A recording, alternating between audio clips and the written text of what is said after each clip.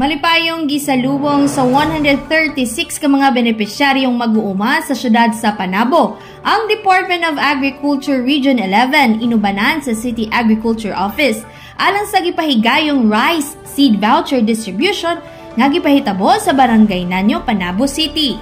Matag mag-uuma nakadawat og 5,000 pesos voucher sa kada ektaryang humayan. Target sa mong programa nga makahatag og rice seed voucher sa 300 ka ektaryang humayan o 1.5 million pesos nga kinatibok ang kantidad sa voucher. Dugang niini ana sa kabubuton sa mga benepisyaryo kung asa nila ipalit nga participating merchants ang maong rice seed vouchers. Pwede na kini mapalit sa Kimby, Longping, SL20 ug Bigante. Ang programa gikan sa nasyonal nga pondo diin ang Department of Agriculture Region 11 ang natahasan nga mag-release sa rice seed vouchers.